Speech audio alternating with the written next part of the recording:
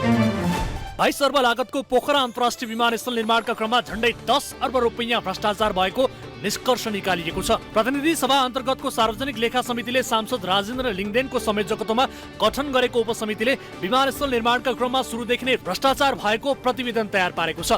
सिधा कुरा जनतासँगलाई प्राप्त भएको पोखरा क्षेत्रीय अन्तर्राष्ट्रिय विमानस्थलको स्थलगत अध्ययन तथा अनुगमन प्रतिवेदन 2081 मा कुल लागतको आधाभन्दा बढी रकम भ्रष्टाचार नै भएको उल्लेख छ।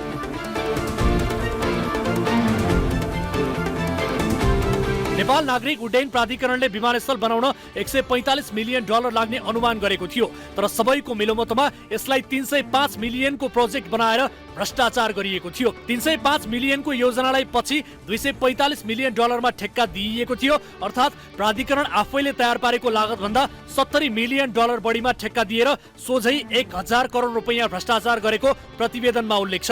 नागरिक उड्डयन प्राधिकरणका महानिर्देशक प्रदीप अधिकारी सहितले विमानस्थलको सम्भावना अध्ययनदेखि निर्माण सम्पन्न हुँदासम्म मिलेमतोमै यस्तो काम गरेकाले यसमा संलग्न सबैलाई तत्काल निलम्बन गर्न समितिले सिफारिस गरेको छ।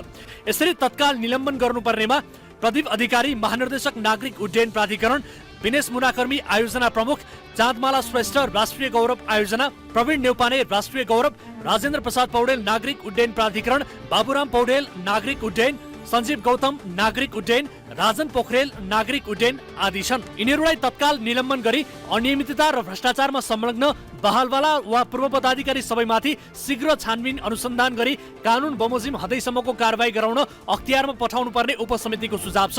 चीनको करिब 22 अर्ब ऋणमा निर्माण गरिएको विमानस्थलको निर्माण कार्य 2022 मा सम्पन्न भएको थियो। चीनिया ऋणमा चीनकै CMC इन्जिनियरिङले विमानस्थल निर्माण गरेको थियो। चीनसँग लिएको यो ऋण तिर्न सरकारलाई हम्मे परिरहेको छ।